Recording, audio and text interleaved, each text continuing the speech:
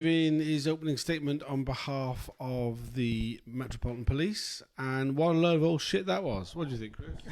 I wouldn't disagree with that. I wouldn't disagree with that assessment. Seems that going backwards, Missing seems to be quite pissed off with his giving him basically homework to do. Yeah.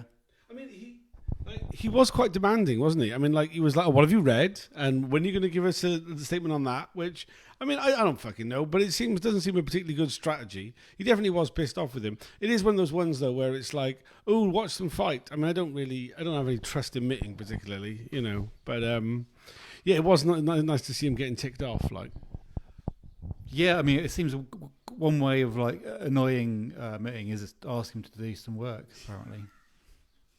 So, I mean, it'd be interesting. I mean, the whole thing about hiring a historian, maybe the Met will do that. I mean, it'd be interesting if they could find one who will write a narrative favourable to them. This seems to be what they. I mean, it seems it's kind of a weird, undermining this Tranche 1 report that Mitting's about gonna be right before it's written, in the sense that whatever he says they don't agree with, they'll just say, oh well, he didn't do enough homework, so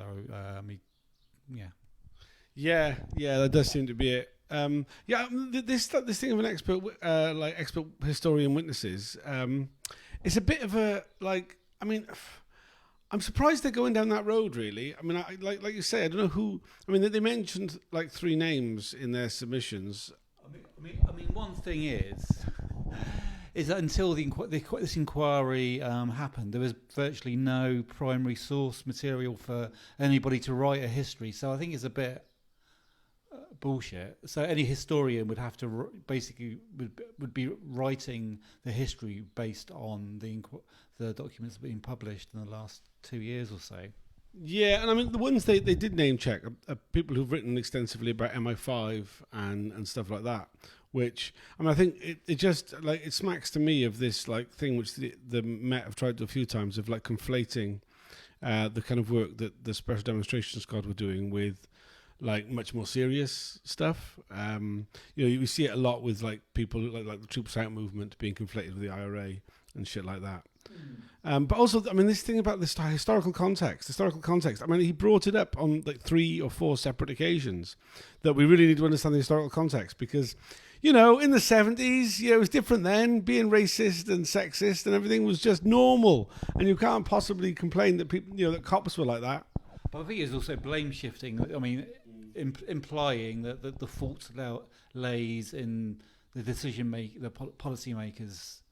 Perhaps, as well as they've already tried to some extent in the earlier tranches to shift the blame to MI5. And they mentioned MI5 there, which Mitting, unfortunately, I think, and then wrongly, he seems to be limiting MI5's involvement in this because it is. I mean, as we said earlier, it's surprising there was what there is, but now we know how much there is. We should, we need more basically to give the fuller picture. Yeah, absolutely. I think that's really, it's really clear. I mean, I think the motivation for Mitting seems to come back to, as we said earlier, his desire to avoid doing too much homework. Because you start opening that up, it's going to get a bigger and bigger thing. But I don't see what. I mean, how limited are we going to be if there isn't as a specific look into what the role of the MI5 was in all this? I mean, it seems to be much greater and so important, But yeah, apart from that, there wasn't much. I mean, one other thing I'd like to mention that was in the opening statement was this thing about where the tactic of using dead children's identities came from. I mean, I'm pretty sure that during the last set of hearings, we had a former undercover officer say, we all went to see The Day of the Jackal and thought that was a good idea and copied it. I don't wish to contradict you. That wasn't quite. I mean, most of them seem to refute that idea. I think there was perhaps one officer who did seem to imply that it was from The Day of the Jackal. But certainly, I can't recall now the timeline, whether there were people using that method prior to Day of the Jackal, which was 1972? There wasn't. That was. I mean, that definitely came up. Yeah. I mean, like, admittedly, lots of them said no, it wasn't that. But one specific that I forget the fucking name because I'm shit with that. But the one who just gave audio evidence towards the end of the last set of hearings was very clear about it being from that. But I mean, wherever it was from, you get the impression that like the MPS is like whatever it is, it wasn't our fault, Gov. There was somebody else at fault. There's a lot of that kind of thing. But yeah, like plenty of heat, not a lot of light from that section of opening statement. Anything else you wanted to mention that happened? I can't think of anything offhand top of my head. Yeah, so we'll be going back live again now. So we're going to take 5 minutes before we have to start typing again. We'll be giving another reaction at the end when we get to when we hear from. Oh my God, it's Oliver Saunders next, isn't it? Yeah. I suppose one thing to note about that. Skeletons, not skeletors, as I've been. I'll stop doing that now. No, please carry on doing the skeleton. Anyway, but is that he? I think he went out of his way not to have a go at any submissions from the non-state participants, but rather his criticism was all aimed at the inquiry, wasn't it? I didn't hear any sort of refutation of accusations by. Yeah. I mean, he also, one of his last lines was, the Metropolitan Police Service will not attempt to defend the indefensible. Which was like, where have you been, lads? What the fuck are you on about? You'll be doing that. That's your fucking job.